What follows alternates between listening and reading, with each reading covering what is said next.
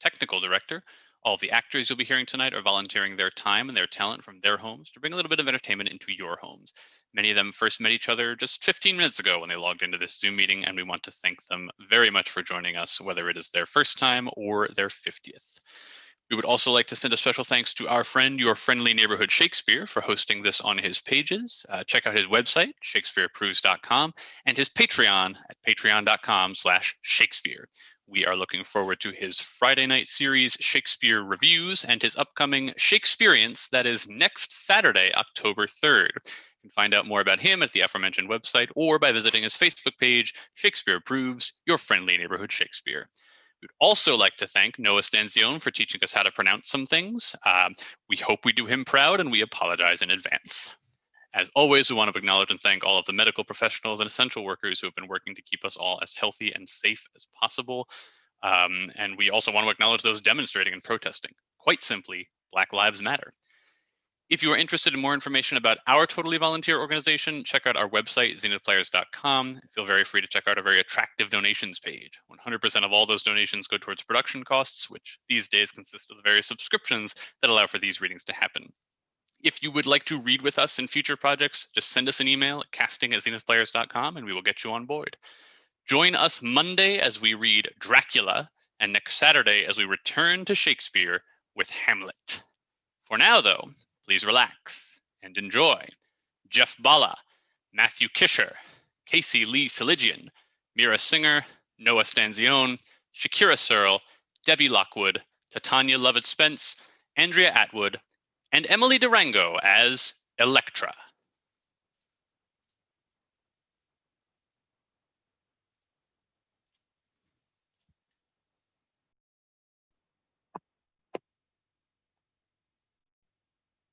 Son of the king who led the Achaean host, erewhile beleaguering Troy, 'tis thine today to see around thee what through many a year thy forward spirit hath sighed for. Argolis lies here before us, hallowed as the scene of Io's wildering pain.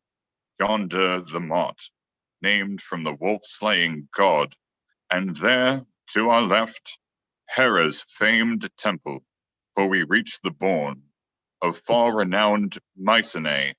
Rich in gold and Pelops' fatal roofs before us rise, haunted with many horrors, whence my hand, thy murdered sire, then lying in his gore, received thee from thy sister, and removed, where I have kept thee safe and nourished thee, to this bright manhood thou dost bear to be, the avenger of thy father's bloody death. Wherefore Orestes and thou Pylades, dearest of friends, though from foreign soil, prepare your enterprise with speed. Dark night is vanished with her stars, and day's bright orb hath waked the birds of morn into full song. Now then, ere foot of man go forth, ye two knit counsels. 'Tis no time for shy delay. The very moment for your act is come. Kind faithful friend, how well thou makest appear thy constancy in service to our house. As some good steed aged, but nobly bred, slacks not his spirits in the day of war, but points his ears to the fray, even so dost thou press on urge thy master in the van. Here, then, our purpose, and if aught thy mind, kneeling attent, discerns of weak or crude in this I now set forth, admonish me. I, when I visited the Pythian shrine, Orocolor, that I might learn whereby to punish home the murderers of my sire, had word from Phoebus, which you straight shall hear. No shielded host, but thine own craft, O king, the righteous death blow to thine arm shall bring. Then since the will of heaven is so revealed, go thou with when opportunity shall marshal thee the way, and gathering all their business bring us certain cognizance. Age and long absence are a safe disguise. They never will suspect the who thou art. And let thy tale be that another land. Focus hath sent thee forth, and Pantheus than whom they have no mightier help in war. Then, prefaced with an oath, declare thy news. Orestes, death by desire mischance, down rolled from wheel-borne chariot in the Pythian course. So let the fable be devised, while we, as Phoebus ordered, with luxuriant locks shorn from our brows and fair libations crown my father's sepulchre, and hence return bearing aloft the shapely vase of bronze that's hidden hard by in the brushwood, as thou knowest, and bring them welcome tidings that my form is fallen ere now to ashes in the fire. How should this pain me, in pretense being dead? Really, to save myself a win renown. No saying bodes men ill that bring them gain. Oft have I known the wise dying in word, return with glorious salutation home. So lightened by this rumor shall mine eyes blaze, yet like Baal's star on mine enemies. O native earth, and gods that hold the land, accept me here and prosper this my way. Thou too, paternal heath, to thee I come, justly to cleanse thee by beast from heaven. Send me not bootless gods, but let me found a wealthy line of fair posterity. I have spoken to thy charge, and with good heed perform it. We go forth. The occasion calls, great taskmaker of enterprise to men. Woe for my hapless lot! Hark, from the doors, my son, methought there came a moaning cry, as of some maid within. Can it be poor Electra? Shall we stay and list again the lamentable sound? Not so. Before all else, begin the attempt to execute Apollo's sovereign will, pouring libation to thy sire. This makes victory ours, and our success assured.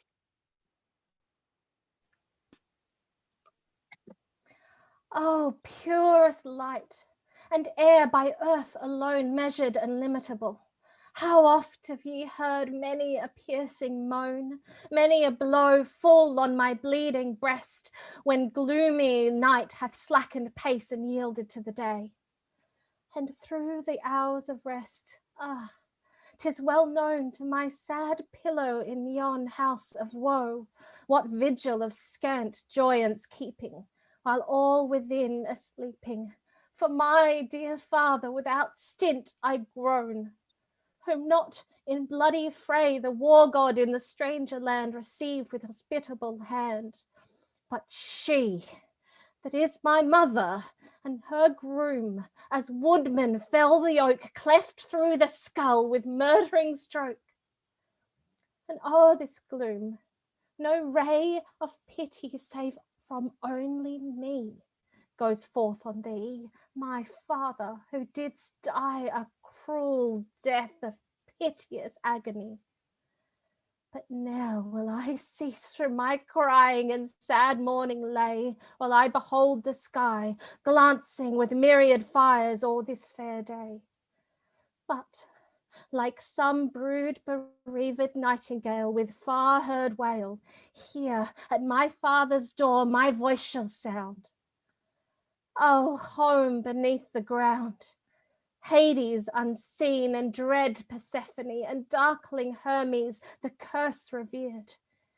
And ye, Erinyes, of mortals feared, daughters of heaven that ever see who died unjustly, who are wronged in the bed of those they wed, avenge our father's murder on his foe. Aid us, and send my brother to my side. Alone, I cannot longer bide the oppressive strain of strength o'ermastering woe. Oh, sad Electra, child of a lost mother, Why still flow unceasingly with lamentation wild for him who through her treachery beguiled, inveiled by a wife's deceit, fallen at the foul adulterous feet, most impiously was quelled long years ago? Perish the cause, if I may lawfully pray so. O daughters of a noble line, ye come to soothe me from troublous woe. I see, I know, your love is not unrecognized of mine, but yet I will not seem as I forgot, or cease to mourn my hapless father's lot. Ah, of all love that ever may you move, this only boon I crave, leave me to rave. Lament, nor praying breath will raise thy sire, our honored chief, from that dim multitudinous gulf of death. Beyond the mark, due grief that measureth, still pining with excess pain, that urgest lamentation vain, that from thy woes can bring thee no relief. Why hast thou set thy heart on unavailing grief? Senseless were he who lost from thought a noble father lamentably slain. I love thy strain, bewildered mourner, bird divinely taught, for it is ever heard to pine. Ah, Niobe, I hold thee all divine of sorrow's queen, who with tearful mien and sepulchred in stone, aye makest moan.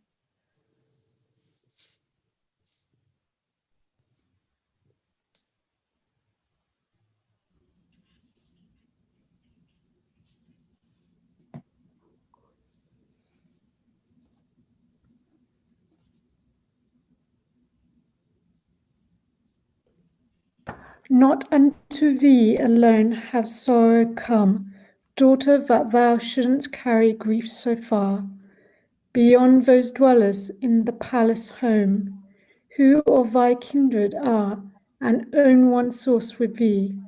What life have she, Chrysanthemum and Epiphanius bright, and he whose light is hidden afar from taste of horrid doom? Youthful Orestes, who shall come to fair Mykonos' glorious town, welcomed as worthy of his sire's renown, sped by great Zeus with kindly thought, and to this land with happiest omen brought. Awaiting him I endlessly endure, unwed and childless still I go, with tears in constant flow, go round with misery that finds no cure. But he forgets his wrong and all my teaching. What message have I sent beseeching, but baffled flies back idly home? Ever he longs, he saith, but longing will not come. Take heart, dear child, still mighty in the sky is Zeus, who ruleth all things and surveys. Commit to him thy grief that surgeth high, and walk in safer ways. Let not hate vex thee sore, nor yet ignore the cause of hate and sorrow in thy breast. Time bringeth rest. All is made easy through his power divine. The heir of Agamemnon's line, who dwells by Chrysa's pastoral strand, shall yet return unto his native land, and he who shall yet regard his own, who reigns beneath his own Stygian throne.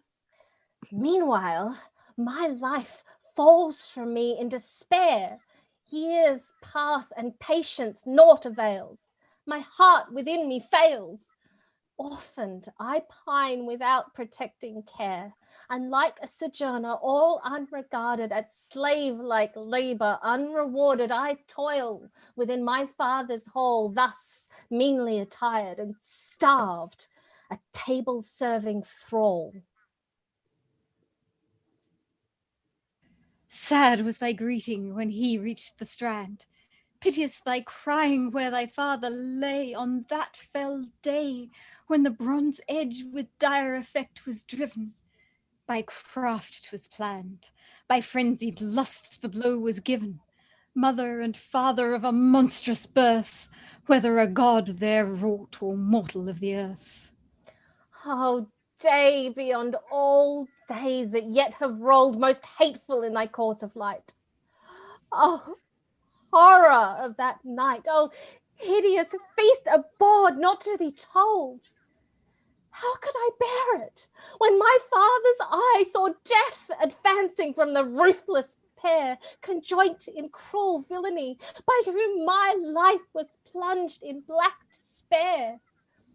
Oh, to the workers of such deeds as these, may great Olympus Lord return of evil still afford, nor let them wear the gloss of sovereign ease.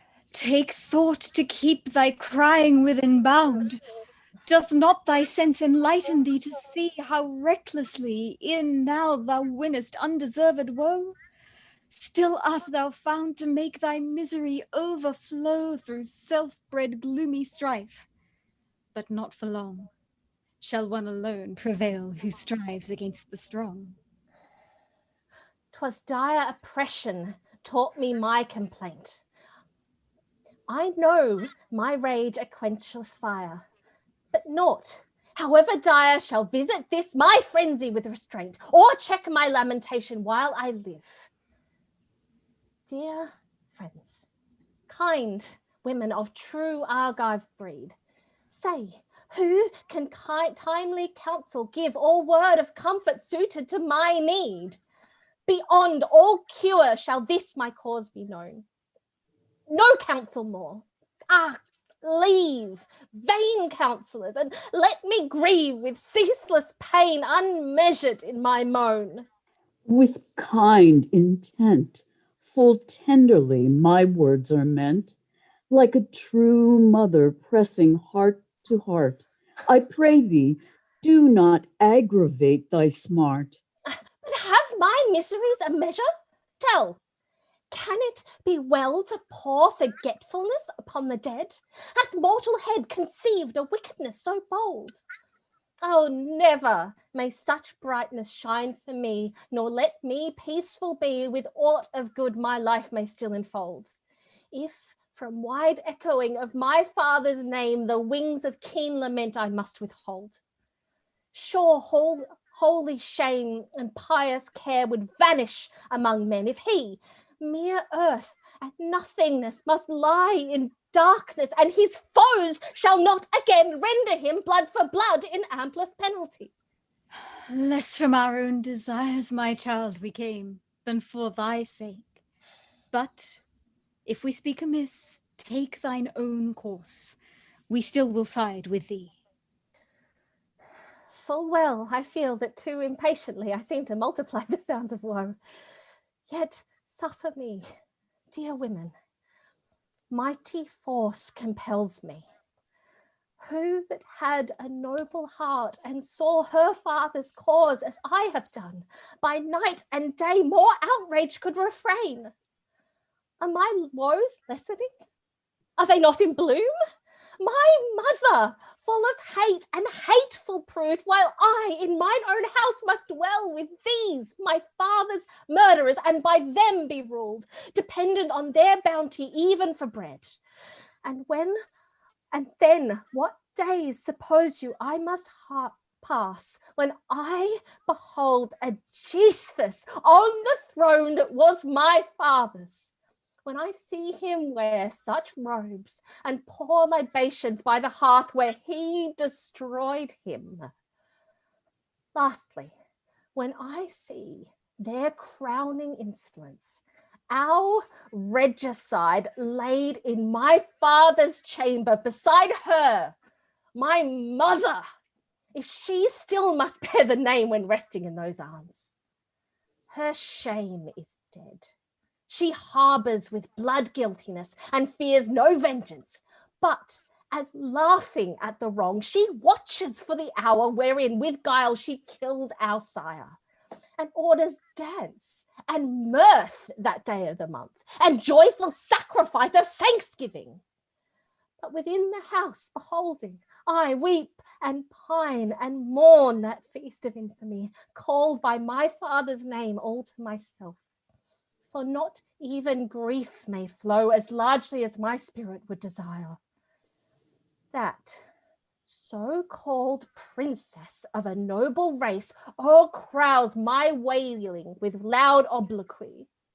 Hilding, are you alone in grief, and none mourning for loss of fathers but yourself? For the blessed gods, ill may you thrive, and ne'er find the cursed cure of sorrow from the powers below. So she insults, unless she hear one say, Orestes will arrive.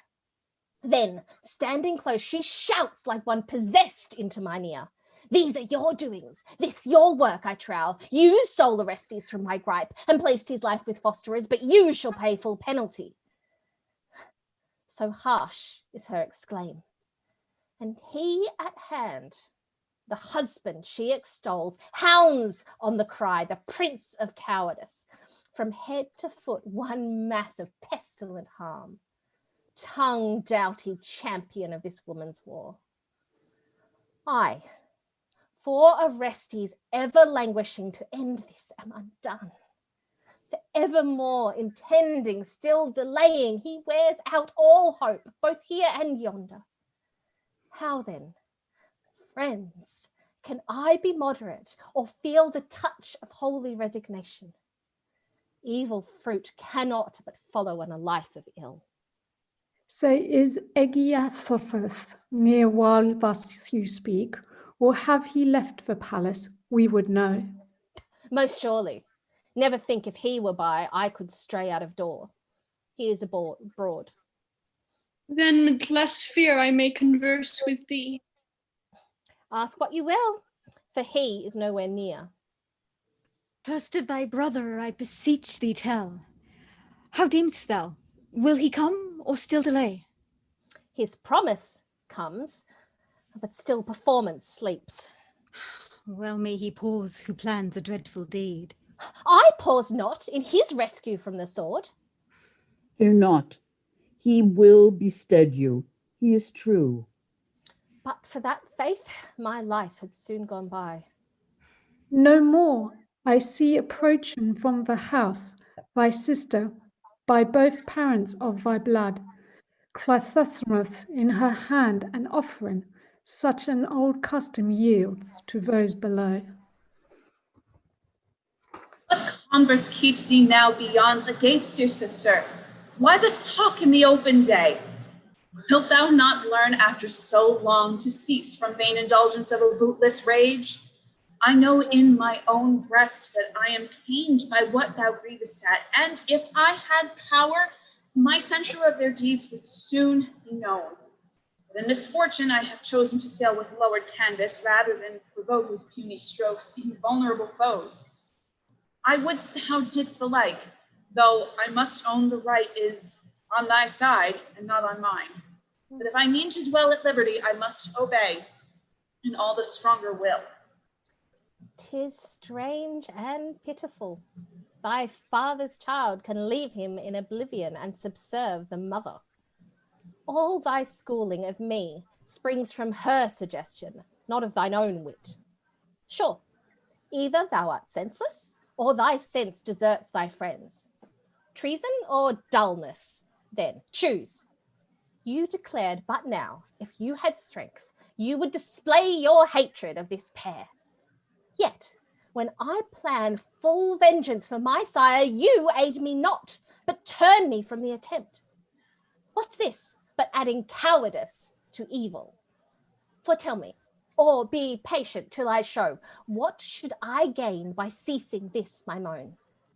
I live to vex them. Though my life be poor, yet that suffices, for I honor him, my father. If affection touch the dead, you say you hate them, but belie your word, consorting with our father's murderers. I then, were all the gifts in which you glory laid at my feet, will never more obey this tyrant power. I leave you to your rich board and life of luxury. Ne'er be it mine to feed on dainties that would poison my heart's peace. I care not for such honour as thou hast, nor wouldst thou care if thou wert wise. But now, having the noblest of all men for sire be called thy mother's offspring, so shall most discern thine infamy and traitorous mind to thy dead father and thy dearest kin. No anger, we entreat. Both have said well, and if each would learn of other, and so do. For my part, women, youth has seasoned me to her discourse. Nor had I spoken of this, had I not heard of horror coming on that will restrain her from her endless moan. Come speak it forth, this terror. I will yield if thou canst tell me worse than I endure. I'll tell thee all I know. If thou persist in these thy wailings, they will send thee far from thine own land and close thee from the day, where in a rock-hewn chamber thou mayst chant thine evil orisons in darkness drear. Think of it while there's leisure to reflect. Or if thou suffer, henceforth blame me not. And have they so determined on my life? 'Tis certain, when Aegisthus comes again. If that be all, let him return with speed. Unhappy! Why this curse upon thyself? If this be their intent, why? Let him come. To work such harm on thee? What thought is this? Far from mine eye to banish all your brood. Art not more tender of the life thou hast? Fair to a marvel in my life, I trow. It would be, couldst thou be advised for good. Never advise me to forsake my kin. I do not, only to give place to power. Thine be such flattery. 'Tis not my way. Sure, to be wrecked by rashness is not well. Let me be wrecked in venging my own sire. I trust his pardon for my helplessness. Such talk hath commendation from the vile. Wilt thou not listen? Wilt thou ne'er be ruled? No, not by thee. Let me not sink so low.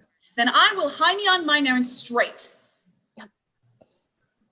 Stay. Whither art thou bound? For whom to spend those gifts?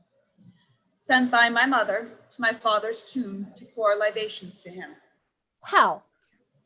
To him, most hostile to her of all souls that are.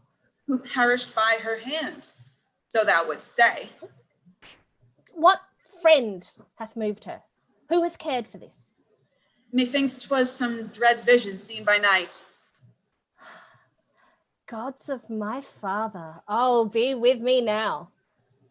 What? Art thou hopeful from the fear I speak of? Tell me the dream, and I will answer thee. I know but little of it. Speak but that. A little word hath oft times been the cause of ruin or salvation unto men. 'Tis said she saw our father's spirit come once more to visit the abodes of light, then take and firmly plant upon the hearth the scepter which he bore of old, and now Aegisthus bears. And out of this upsprang a virgin shoot that shadowed all the ground of beloved Mycenae. So I heard the tale told by a maid who listened when the queen made known her vision to the god of the day. But more than this I know not, save that I am sent by her through terror of this dream. And I beseech thee by the gods we serve to take my counsel and not rashly fall. If thou repel me now, the time may come when suffering shall have brought thee to my side. Now, dear Chrysothemis, of what thou bearest, let nothing touch his tomb. 'Tis impious and criminal to offer to thy sire rites and libations from a hateful wife. Then cast them to the winds, or deep in dust conceal them, where no particle may reach his resting place, but lie in store for her when she goes underground. Sure, were she not most hardened of all women that had been, she ne'er had sent those loveless offerings to grace the sepulchre of him she slew. For think, how likely is the buried king to take such present kindly from her hand, who slew him like an alien enemy, dishonored even in death, and mangled him, and wiped the death stain with his flowing locks? Sinful purgation. Think you that you bear in those cold gifts atonement for her guilt? It is not possible. Wherefore, let be. But take a ringlet from thy comely head, and this from mine that lingers on my brow, longing to shade his tomb. Ah, Give it to him, all I can give, and this my maiden's own, not daintily adorned as once erstwhile. Then, humbly kneeling, pray that from the ground he would arise to help us against his foes, and grant his son Orestes with high hand strongly to trample on his enemies, that in our time to come from ampler stores we may endow him than are ours today. I cannot but imagine that his will hath part in visiting her sleep with fears. But howsoe'er, I pray thee, sister mine, do me this service, and thyself, and him, dearest of all the world to me and thee, the father of us both who rests below. She counsels piously, and thou, dear maid, if thou art wise, wilt do her bidding here. Yea, when a thing is right, it is not well idly to wrangle, but act with speed. Only, dear friends, in this mine enterprise, let me have silence from your lips, I pray. For should my mother know of it, sharp pain will follow yet my bold adventurous feet.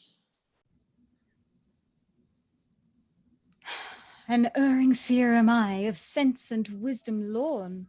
If this prophetic power of right or taking the offender come not nigh, ere many an hour be born. Yon vision of the night that lately breathed into my listening ear hath freed me, O my daughter, from all fear. Sweet was that bodement, he doth not forget.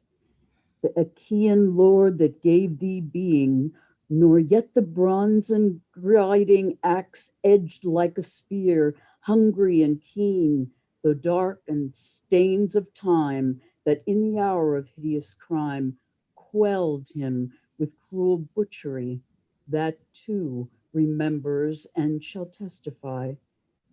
From a bush deep and dread, with power of many a hand, and many hastening feet shall spring, the fury of adamantine tread, visiting Argive land, swift recompense to bring, for eager dalliance of a blood-stained pair, unhallowed, foul, forbidden. No omen fair, their impious course hath fixed this in my soul. Naught but black potence full of blame shall roll before their eyes that wrought or aided there. Small force of divination would there seem in prophecy or solemn dream, should not this vision of the night reach harbor in reality aright. O chariot course of Pelops, full of toil, how wearisome and sore hath been thine issue to our native soil. Since from the golden oar, hurtled into the deep afar, Myrtilus sank and slept, cruelly plucked from that fell chariot floor. This house unceasingly hath kept crime and misfortune mounting evermore. Again you are let loose and range at will.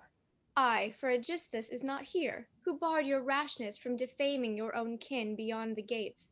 But now he's gone from home, you heed not me, though you have noised abroad that I am bold in crime, and domineer outrageously, oppressing thee and thine.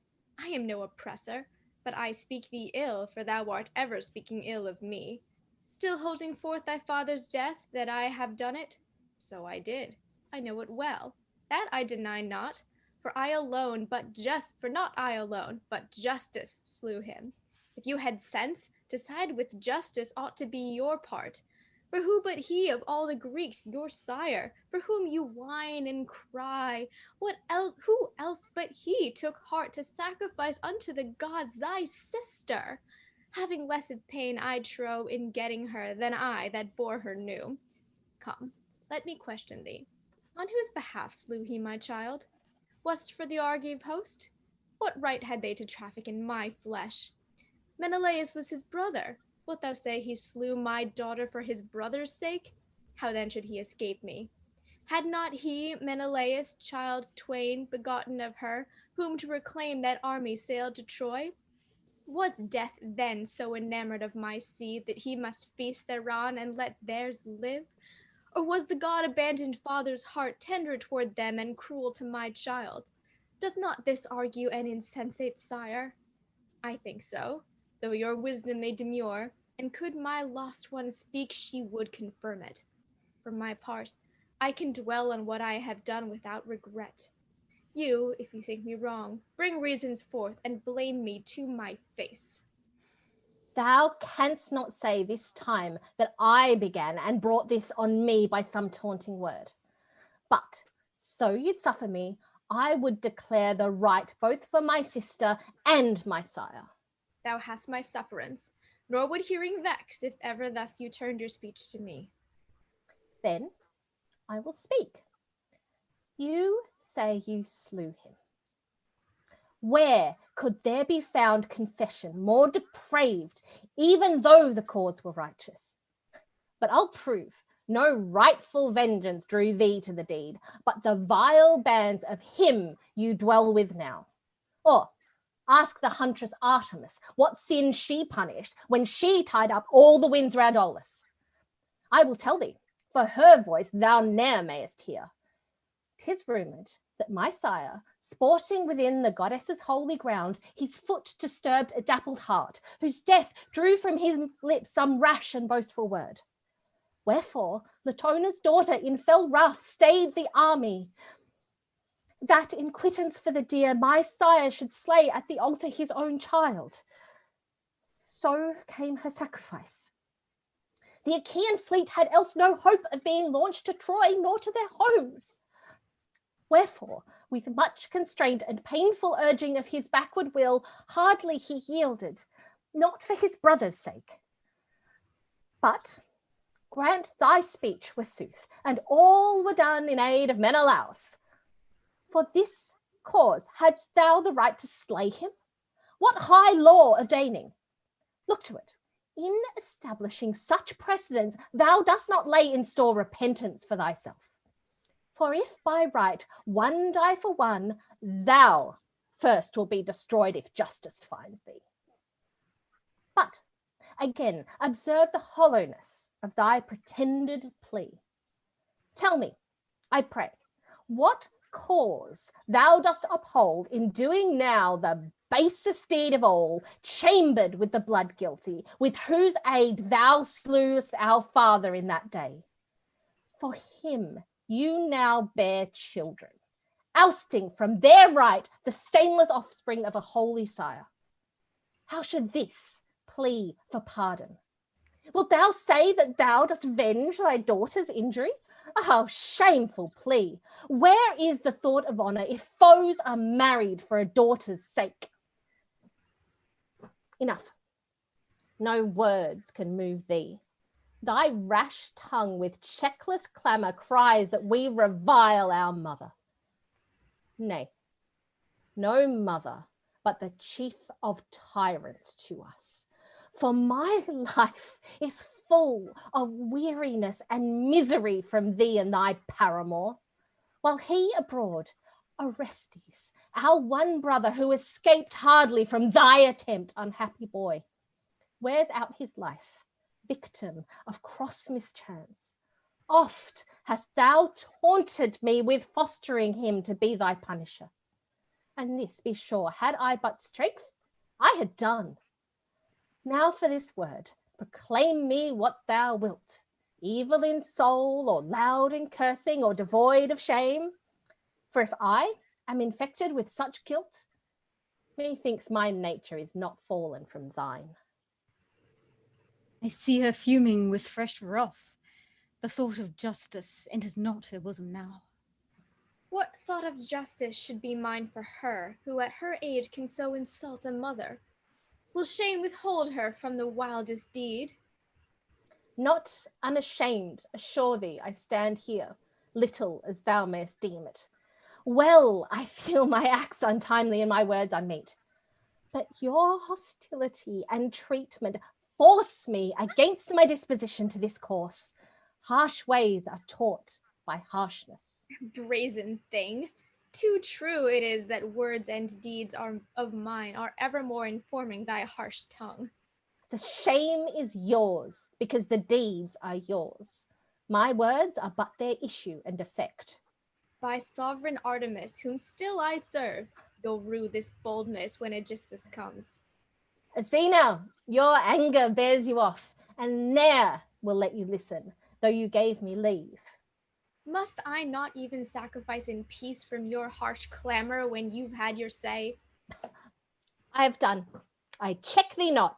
Go, sacrifice. Accuse not me of hindering piety.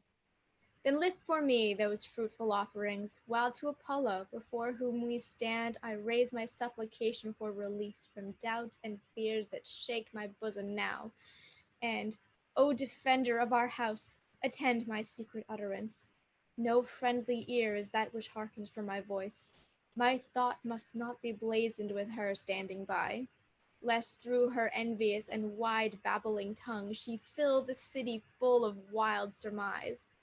List then as I shall speak, and grant the dreams where twofold apparition I tonight have seen. If good their bodement, be fulfilled. If hostile, turn their influence on my foes. And yield not them their wish that would by guile thrust me from this high fortune, but vouchsafe that ever thus exempt from harms I rule the Atrides' home and kingdom in full life, partaking with the friends I live with now, all fair prosperity, and with my children, save those who hate and vex me bitterly. Lycian Phoebus, favorably hear my prayer, and grant to all of us our need. More is there which, though I be silent here, a god should understand. No secret thing is hidden from the all-seeing sons of heaven. Kind dames and damsels, may I clearly know if these be King Aegisthus' palace halls? They are, sir. You yourself have guessed aright.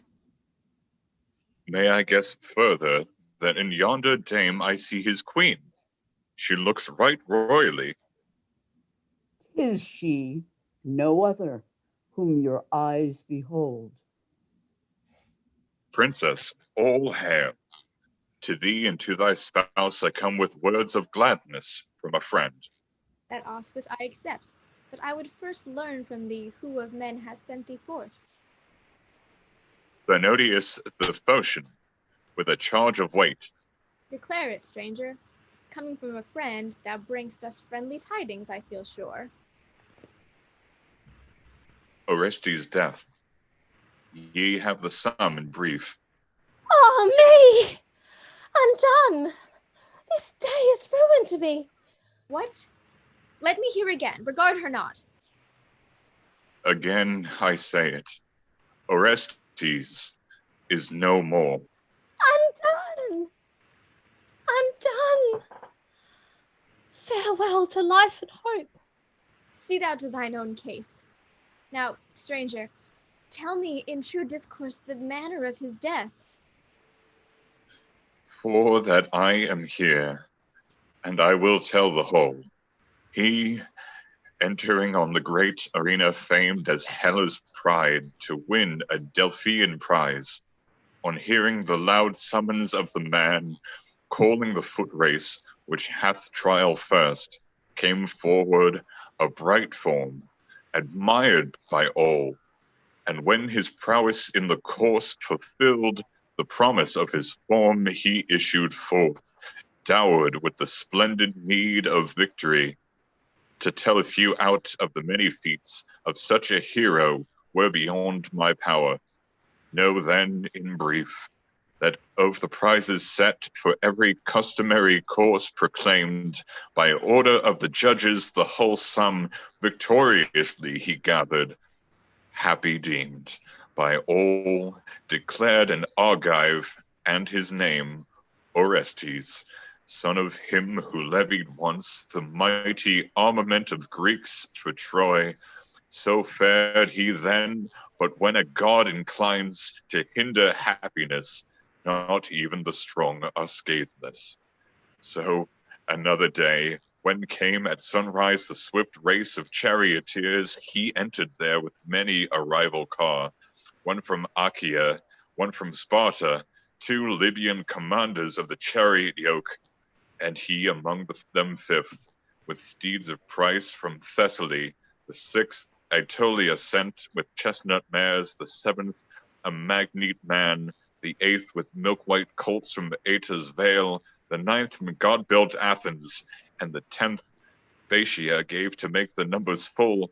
They stood where the judges of the course had posted them by lot, each with his team, and sprang forth at the brazen trumpet's blare, shouting together to their steeds. They shook the reins, and all the course was filled with noise of rattling chariots, and the dust arose to heaven.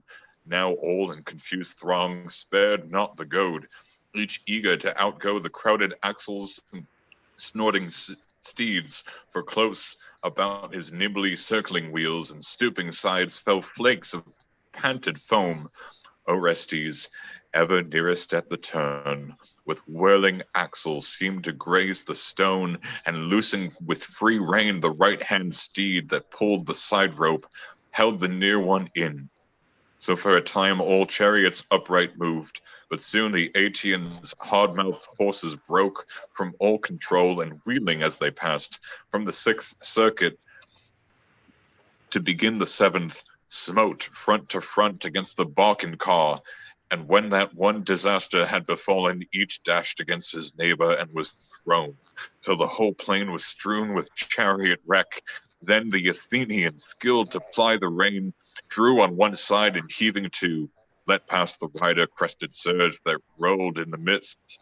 Meanwhile, Orestes, trusting to the end, was driving hindmost with tight rein. But now, seeing him the sole competitor, hurling fierce clamor through his steeds pursued, so drave they yoke by yoke, now this, now that, pulling ahead with car and team. Orestes, ill-fated one, each previous course had driven safely without a check, but after this, in letting loose again the left-hand rein, he struck the edge of the stone before he knew, shattering the axle's end and tumbled prone, caught in the reins that dragged him with sharp thongs. Then as he fell to the earth, the horses swerved and roamed the field. The people, when they saw him fallen from out the car, lamented loud for the fair youth who had achieved before them such glorious feats, and now had found such woe, dashed on the ground and tossed with legs aloft against the sky, until the charioteers, hardly restraining the impetuous team, released him, covered so with blood that none, no friend who saw, had known his hapless form, which then we duly burned upon the pyre.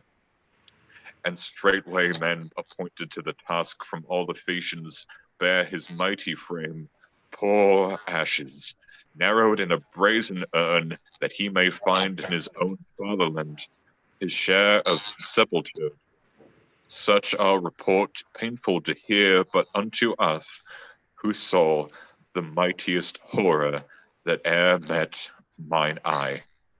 Alas, the stock of our old masters, Sven, is utterly uprooted and destroyed. Ah, heavens, what shall I say? That this is well? Or terrible but gainful? Hard my lot to save my life through my calamity. Lady, why hath my speech disheartened thee? To be a mother hath a marvelous power. No injury can make one hate one's child. Then it should seem our coming was in vain. In vain? Nay, verily. Thou that hast brought clear evidences of his fate, who, sprung from my life's essence, severed from my breast and nurture, was estranged in banishment, and never saw me from the day he went out of this land, but for his father's blood, threatened me still with accusation dire, that sleep nor soothed at night, nor sweetly stole my senses from the day, but all my time, each instant led me on the way to death. But this day's chance hath freed me from all fear of him, and of this maid, who, being at home, troubled me more, and with unmeasured thirst kept draining my lifeblood. But now her threats will leave us quiet days, methinks, and peace unbroken. How then shouldst thou come in vain? Oh, misery! 'Tis time to wail thy fate, Orestes, when in thy calamity thy mother thus insults thee. Is it well? 'Tis well that he is gone, not that you live. Hear, avenging spirits of the lately dead. The avenging spirits have heard and answered well. Insult us now, for thou art fortunate. You and Orestes are to quench my pride. How pride is quenched. No hope of quenching thee. A world of good is in thy coming, stranger, since thou hast silenced this all-clamorous tongue. Then I may go my way, seeing all is well. Nay, go not yet. That would disgrace alike me and the friend who sent you to our land. But come thou in, and leave her out of door to wail her own and loved one's overthrow. Think you, the wretch in heartfelt agony weeps inconsolably her perished son? She left us with a laugh. Oh, misery, how thou hast ruined me, dear brother mine, by dying. Thou hast torn from out my heart the only hope I cherished yet, that thou, living, wouldst come hereafter to avenge thy father's woes and mine. Where must I go? Since I am left of thee and of my sire, bereaved and lonely, and once more must be the drudge and menial of my bitterest foes, my father's murderers. Say, is it well? Nay, no more will I consult with these, but sinking here before the palace gate, thus, friendless, I will wither out my life. Hereat, if any in the house be vexed, let them destroy me. For to take my life for kindness, and to live is only pain. Life hath not kindled my desires with joy. Oh, ever-blazing sun, oh, lightning of the eternal sire, can ye behold this done and tamely hide your all-avenging fire? Ah me! My daughter, why these tears? Woe! Weep not, calm thy fears. You kill me! How? To breathe a hope for one beneath so clearly sunk in death, 'tis to afflict me more already pining sore. One in a woman's toils was tangled, buried by her glittering coils. Who now beneath? Oh, woe! Rules with a spirit unimpaired and strong. Oh, dreadful! Dreadful was the wrong. But she was quelled. Aye. True. That faithful mourner knew a brother's aid. But I have no man now. The one I had is gone, is gone, wrapped into nothingness. Thou art wrung with sore distress. I know it. Too well I know, taught by a life of woe, where horror dwells without relief. Our eyes have seen thy grief. Then comfort not again. Whither now turns thy strain? One utterly bereft, seeing no hope is left of help from hands owning the great sire. 'Tis nature's debt. To expire on sharp cut, dragging thongs midst wildly trampling throngs of swiftly racing hoofs, like him, poor hapless one. Vast, dim, and boundless was the harm. Yea, severed from my arm, by strangers kept. Oh, pain! Hidden he must remain of me, unsepulchred, unmourned, unwept. Driven by delight, dear sister, I am come, reckless of dignity with headlong speed, for news I bear of joy and sweet relief from ills that drew from thee thy ceaseless moan. Whence could thou hear of succor for my woes, that close in darkness without hope of dawn? Here is Orestes, learned from my mouth as certainly as you now look on me. What? Art thou mad, unhappy one, To laugh over thine own calamity and mine? No, by our father's hearth, I say not this in mockery. I tell you, he is come. Oh, me miserable! Who hath given thine ear the words that so hath wrought on thy belief? Myself am the eyewitness. No one else gained my belief, but proofs I clearly saw. What sign hath so engrossed thine eye, poor girl? What sight hath fired thee with this quenchless glow? But list to me, I pray thee, that henceforth thou mayst account me clear-eyed or a fool. By all means, if it pleasure thee, say on. Well, I will tell thee all I saw. I came unto the ancient tomb that holds our sire, and from the topmost mound I marked a stream of milk, fresh flowing, in his resting place, ringed round with garlands of all flowers that blow. I marveled at the sight and peered about, lest someone might be nearer than we knew. But finding all was quiet in the spot, I ventured closer to the tomb, and there, hard by the limit, I beheld a curl of new hair shorn with all the gloss of youth, and straight it struck my heart as with a sense of something seen me long, long ago, and told me that my sight encountered here the token of Orestes, dearest soul. Then clasping it, I did not cry aloud, but straight mine eyes were filled with tears of joy. And now as much as then I feel assured, and he and none else bestowed this ornament. To whom beyond thyself and me belongs such consecration? And I know this well, I did it not, nor thou. Impossible! Thou canst not worship even the blessed gods forth of this roof unpunished. And most sure, our mother is not so minded so to act, nor had she done it, could we fail to know. This offering comes then of Orestes' hand. Take courage, dear one. Not one fate pursues one house perpetually, but change it still. Ours was a sullen genius, but perchance this day begins the assurance of much good. Oh, how I pity thy infatuate mind. Why? Dost thou find no comfort in my news? You know not where you roam. Far wide, far wide. Not know, when I have seen it with mine eyes. Dear, he is dead. Look not to him, poor girl. Salvation comes to thee no more from him. Oh, me unfortunate. Who told thee this? He who stood by and saw his life destroyed. Amazement seizes me. Where is that man? Right welcome to the mother there within. Be miserable.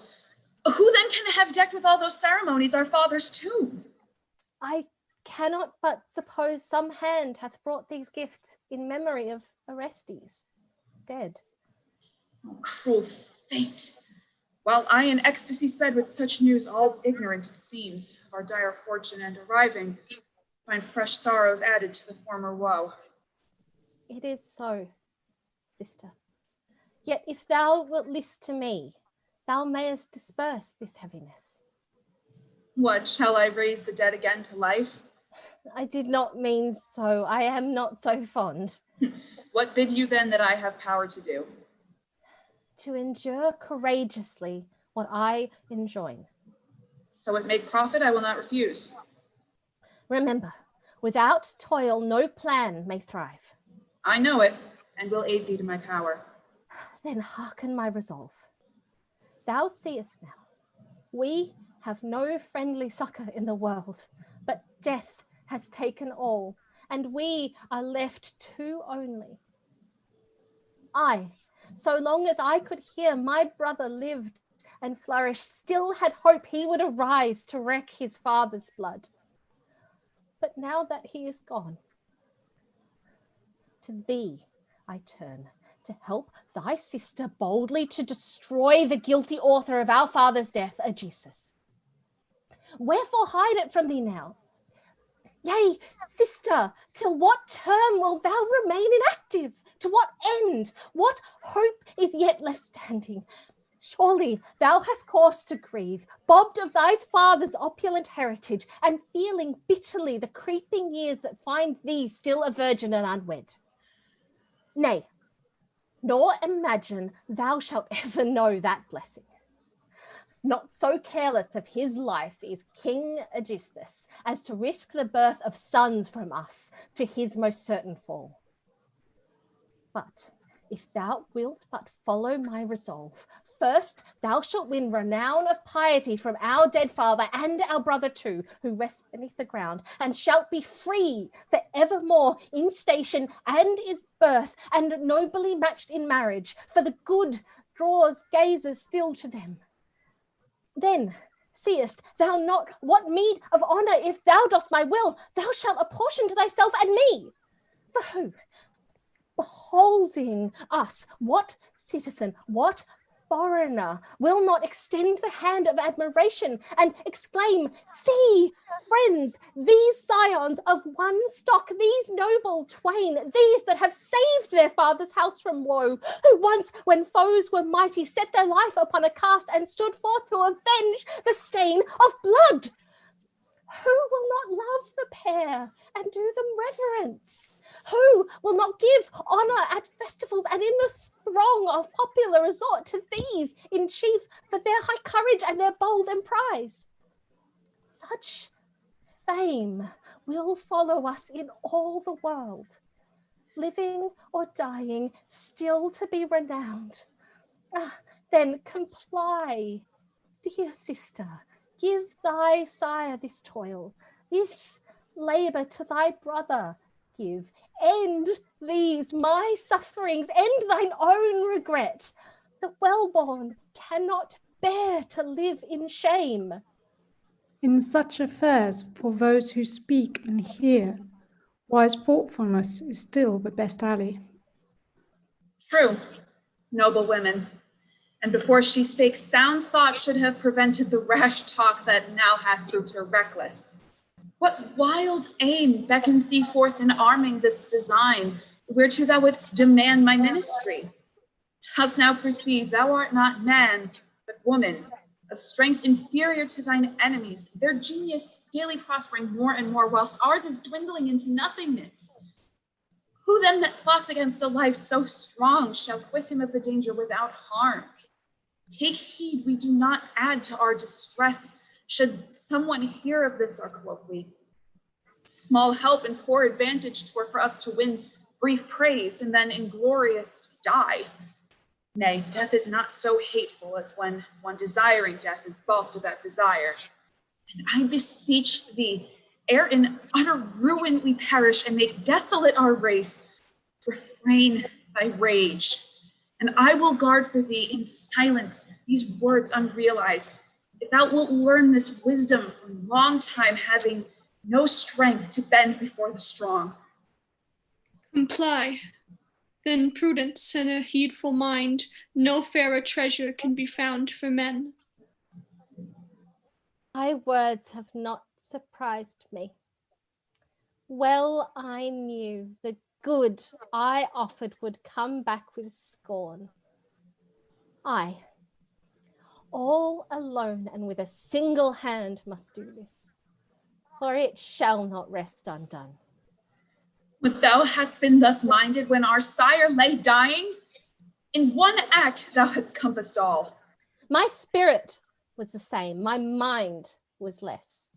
Be such the lifelong temper of thy mind. Thy admonition augurs little aid.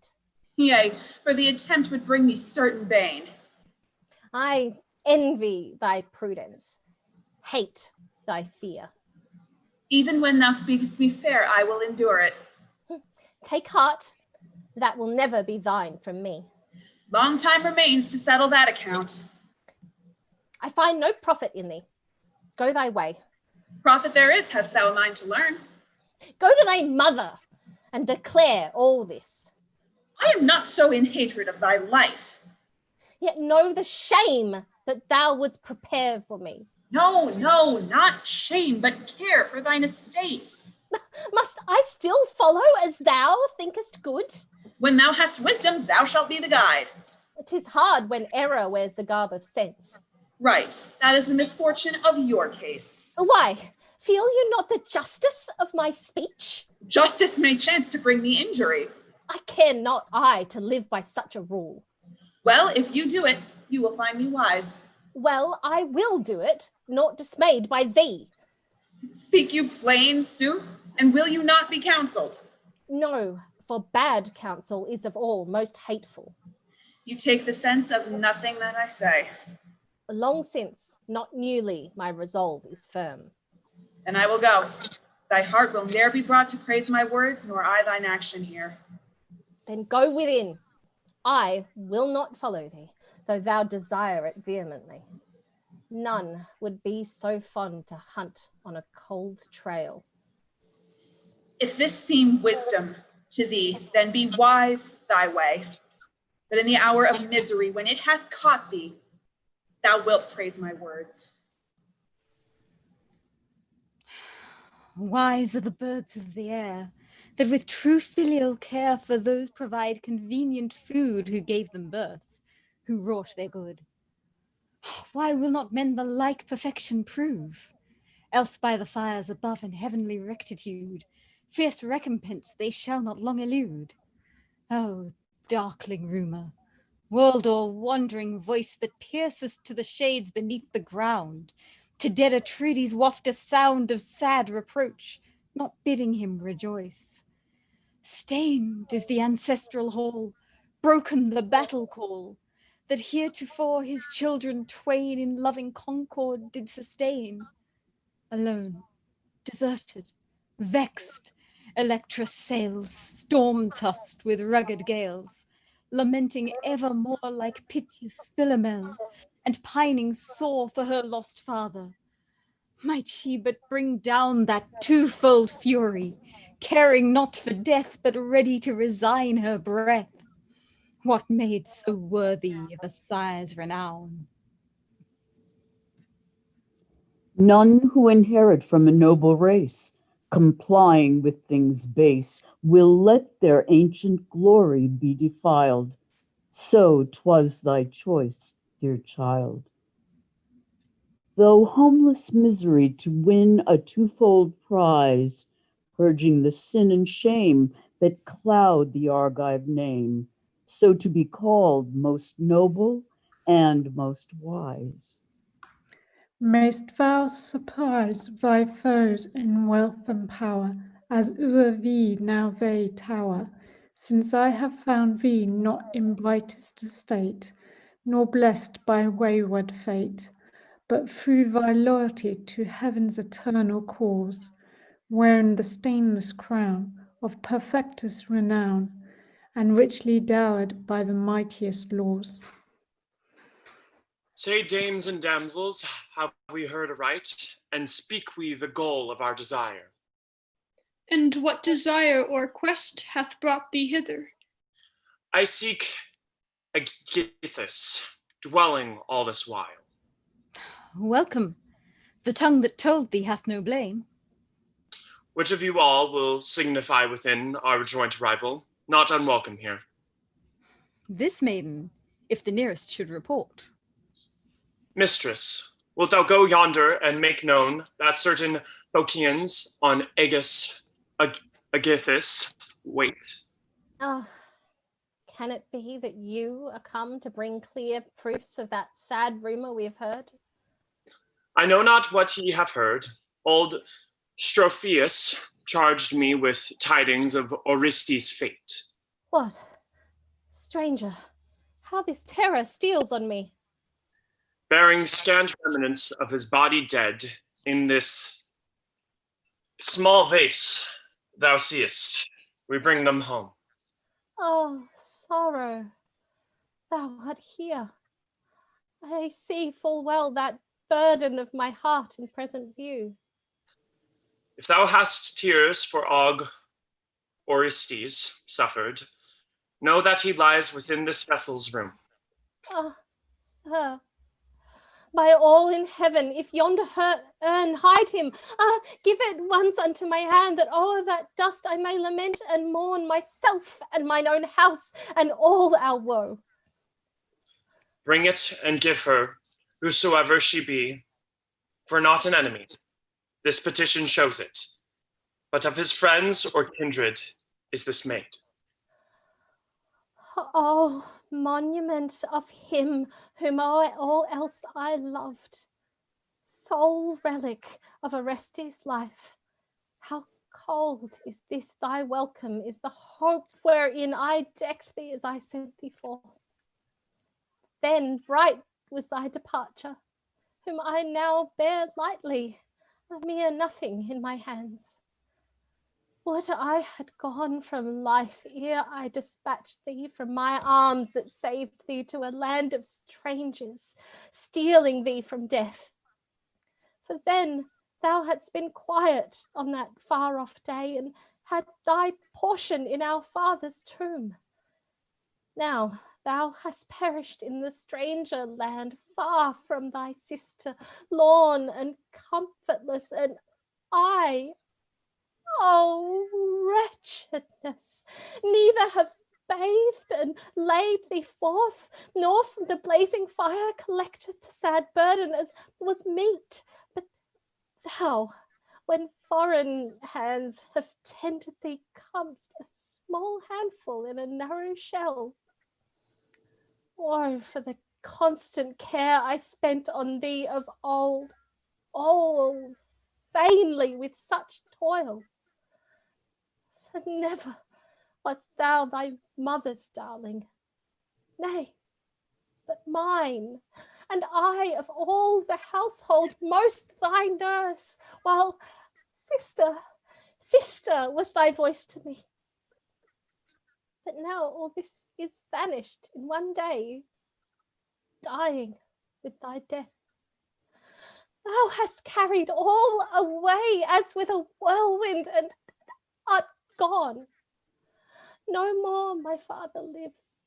Thyself art lost in death. I am dead who lived in thee. Our enemies laugh loudly, and she maddens in her joy, our mother most unmotherly, of whom thy secret missives oft times told me thou would be the punisher.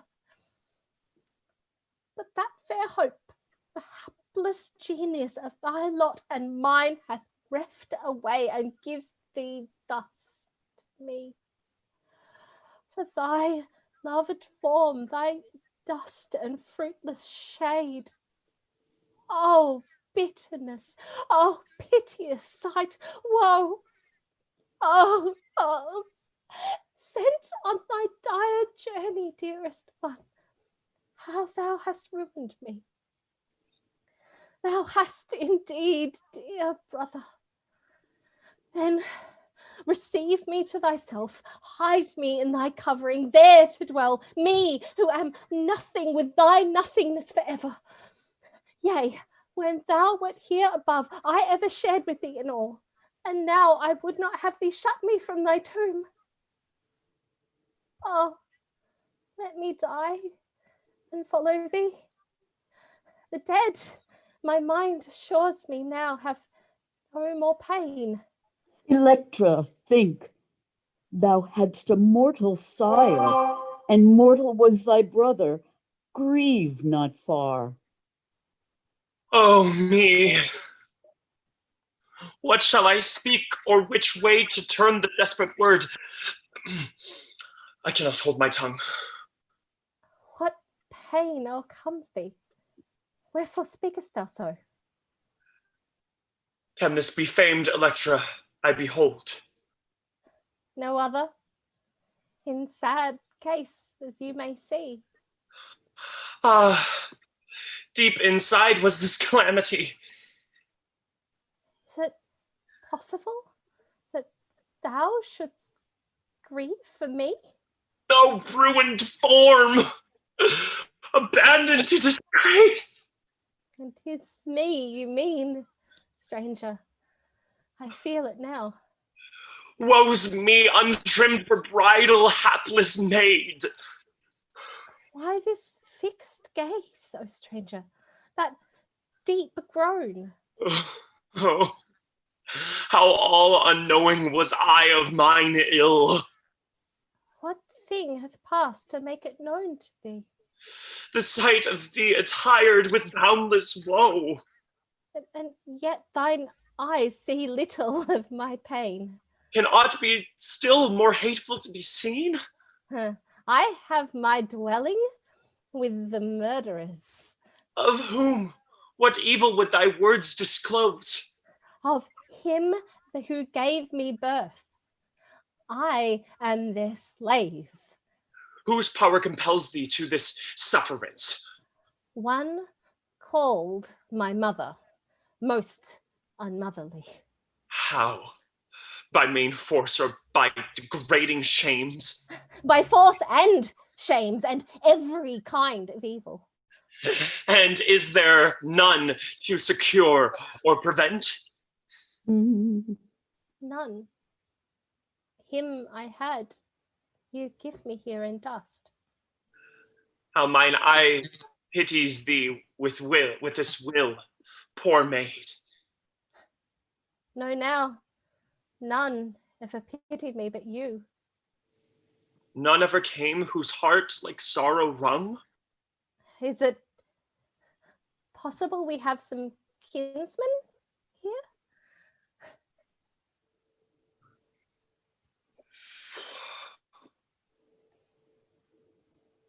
I will tell it, if these women here be friendly. They are. They may be trusted. Only speak. Let go yon vase, that thou mayest burn the whole. Nay, by the gods, be not so cruel, sir. Obey me, and thou shalt not come to harm. Never rob me of what most I love. You must not hold it. Oh, me miserable for thee, Orestes, if I lose thy tomb. Speak no rash word. Thou hast no right to mourn. No right to mourn my brother who is gone? Such utterance belongs not to thy tongue. Am I thus dishonored of the dead? Far from dishonor, but this ne'er was thine. Is it not Orestes' body that I bear? Nay, but the idle dressing of a tale. And where is his poor body's resting place? Nowhere. Seek not the living with the dead. My son, what said thou? Not but what is true. Doth he yet live? If I have life in me. Thou Orestes! Let my signet here, that was our father's, tell thine eyes I am. Oh, day of days! Time hath no happier hour. Is it thy voice? Hearken not o'er where. Have my arms caught thee? Hold me so far, I. Ah, dearest women, argives of my home, ye see Orestes dead in craft, but now by that same craft delivered and preserved. We see, dear daughter, and the Gladstone tear steals from our eye to greet the brightest event. Offspring of him I loved beyond all telling. Ah, thou art come, thou hast found me eye to eye, beholds the face thou didst desire to see. True, I am here, but bide in silence still. Wherefore? Hush, speak not, lest one within should hearken. By ever virgin Artemis, now will I think worthy of my fear, this useless mass of woman cowardness burdening the house beneath, nor peering out the door. Yet know that women too have might in war. Of that methinks thou hast feeling evidence. Ah me, thou hast unveiled and thrust before my gaze that burning load of my distress no time will soothe, nor remedy will heal. I know that too, but when we are face to face with the evildoers, then let remembrance work. All times alike are fit with instant pain, justly to mind me of that dreadful day. Even now, but hardly hath my tongue been free. Yes, that is it. Therefore, preserve this boon. Whereby? Put limits to unseasonable talk.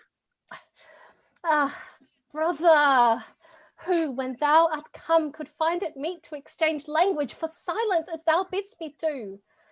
since beyond hope or thought was this thy sight of me. God gave me to your sight when he so willed. Oh, heaven of grace beyond the joy I knew but now. If God hath brought thee to our roof, a miracle of bounty then is here. I hate to curb the gladness of thy spirit, but yet I fear this ecstasy of joy. Ah, after all these years, now thou at length hast sped thy dearest advent on the wished-for way. Did not in all this woe thou seest surrounding me. What means this prayer? Forbid me not my joy, nor make me lose the brightness of my face. Deep were my wrath at him who should attempt it. Is my prayer heard? Why doubt it? Friends, I learned a tale before my thought, and hearing, I restrained my passion, voiceless in my misery, uttering no cry. But now I have thee safe.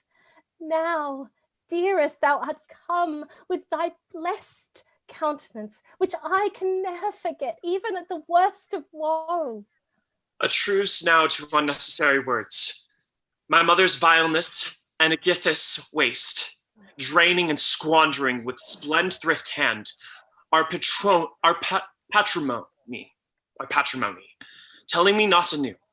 Such talk might stifle opportunity, but teach me, as befits the present needs, what place may serve by lurking vigilance or sudden apparition to o'erwhelm our foes in the adventure of today. And when we pass within, take heedful care. Bright looks betray thee not unto our mother. Groans as for the dire calamity vainly reported. Let's achieve success. Then with free hearts we may rejoice and laugh. Dear brother, wheresoe'er thy pleasure leads, my will shall follow, since the joys I know, not from myself I took them, but from thee. And ne'er would I consent thy slightest grief should win for me great gain. Ill should I then serve the divinity of this high hour. Thou knowest how matters in this palace stand. Thou hast surely heard, Aegisthus is from home, and she, our mother, is within. Nor fear she should behold me with a smiling face. Mine ancient hate of her hath sunk too deep. And from the time I saw thee, tears of joy will cease not. Wherefore should I stint their flow? I, who in this thy coming have beheld thee dead and living. Strangely hast thou wrought on me, that thou should my father come alive. I would not think the sight a miracle, but sober truth. Since such thy presence, then, lead as thy spirit prompts, for I alone of two things surely had achieved one, noble deliverance or noble death. Be silent, for I hear within the house, footstep coming forth. Strangers, go in, for none within the palace will reject your burden, nor be gladdened by the event. Oh, lost in folly and bereft of soul, is that your care for life hath ebbed away? Or were you born without intelligence, when fallen not near, but in the midst of ill, and that the greatest ye perceive it not? Had I not watched the doors this while, your deeds had gone within the palace ere yourselves. But as things are, my care hath fenced you round. Now then, have done with long protracted talk, and this insatiable outburst of joy, and enter, for in such attempts as these, delay is harmful, and 'tis more than time. But how shall I find matters there within? Well, you are shielded by their ignorance. That means you have delivered me as dead. Alone of dead men thou art here above. Doth this delight them? Or how went the talk? I will report when all is done. Meanwhile, know all is well with them, even what is evil. Who is this, brother? I beseech thee, tell. Dost not perceive? I cannot even imagine. Knowest not into whose hands thou givest me once? Whose hands? How say you? His, who through thy care conveyed me secretly to Phocus plain. What? Is this he, whom I, of all the band, found singly faithful in our father's death? He is that man, no more. Oh, gladsome day, dear only saviour of our father's house, how earnest thou hither! Art thou he indeed that did preserve Orestes and myself from many sorrows? Oh, dear hands, kind feet, swift in our service, how couldst thou so long be near, nor show one gleam, but didst destroy my heart with words hiding the loveliest deeds? Father, in thee methinks I see my father. Oh, welcome, thou of all the world to me, most hated and most loved in one short hour. Enough, dear maiden.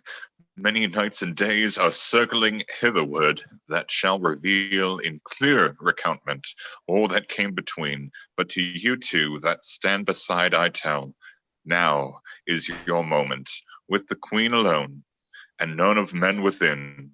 But if you pause, know that with others of profounder skill, you'll have to strive more than your present foes. Then, Pallades, we need no more to dwell on words, but enter on this act with speed. First worshipping the holy shrines, O the gods.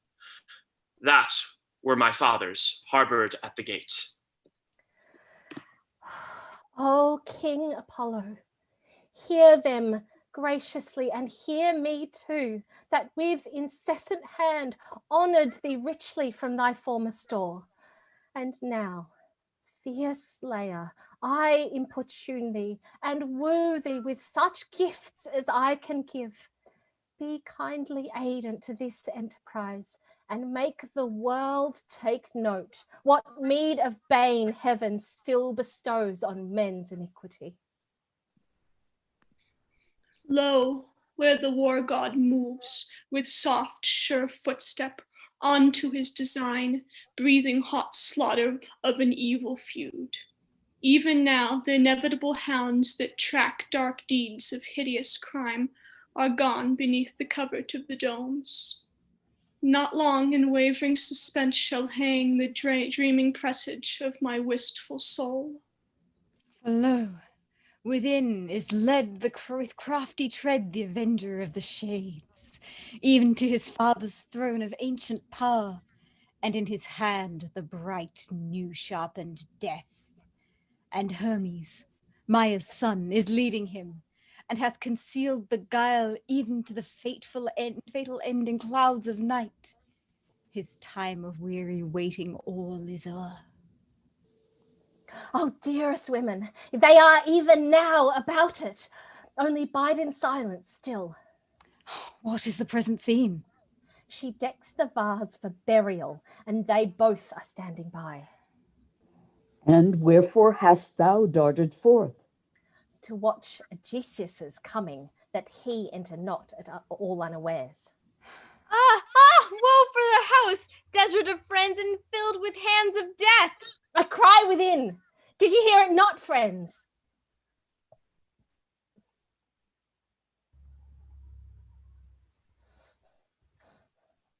Would I had not, I heard and shivered through. Oh me, alas, Aegisthus, where art thou? Hark! Again that sound! Oh, son, have pity, pity the womb that bare thee.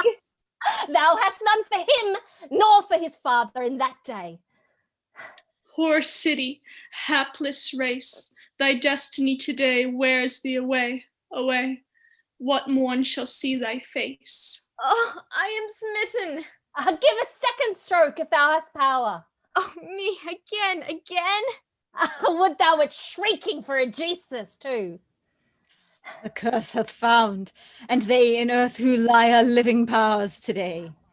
Long dead, they drain away the streaming blood of those who made them die. Behold, they come,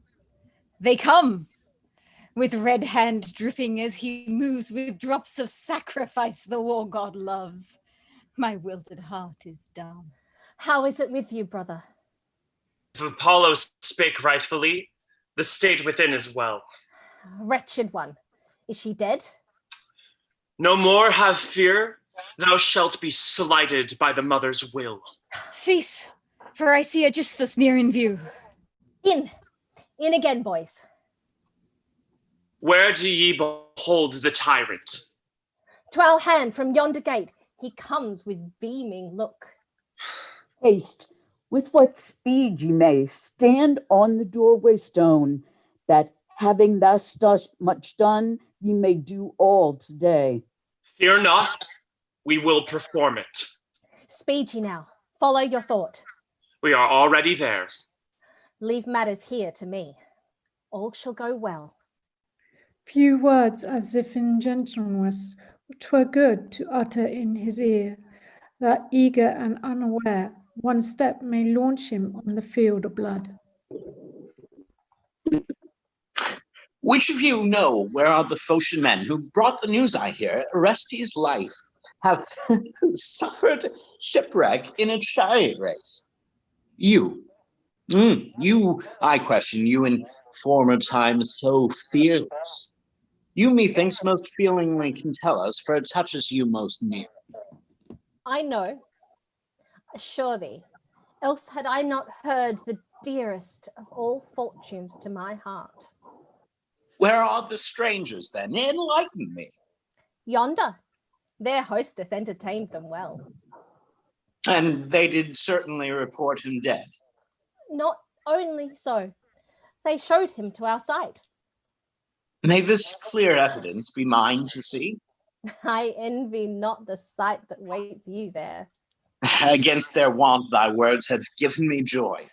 Much joy be thine, if this be joy to thee. Silence, I say. Wide let the gates be flung, for all the Mycenaeans to behold, and all in Argos, that if but one hath heretofore been buoyed on empty hopes, fixed in Orestes, seeing him now dead, he may accept my manner, and not wait for our stern chastisements to teach him sense. My lesson is already learnt. At length I am schooled to labour with the stronger will. Zeus, divine envy, surely hath laid low the form I here behold. But if the truth provoke heaven's wrath, be it unexpressed.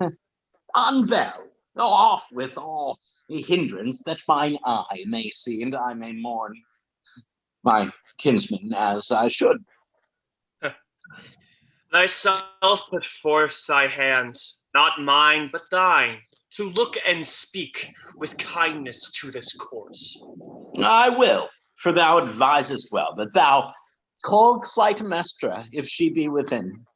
She is beside the gaze, not o'er otherwhere. What do I see? Oh. Why so strange? Whom fear you?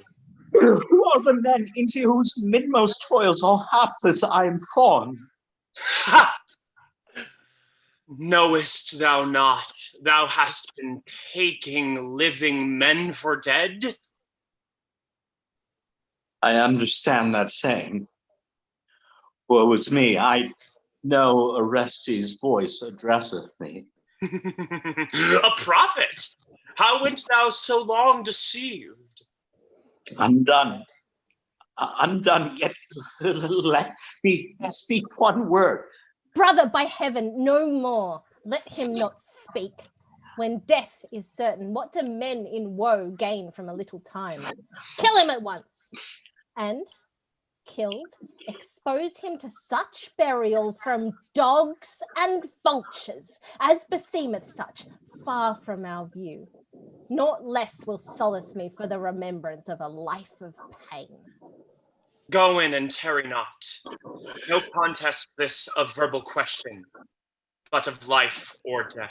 Why drive you me within? If this you do, be noble. Why must darkness hide the deed? Why not destroy me out of hand? Command not!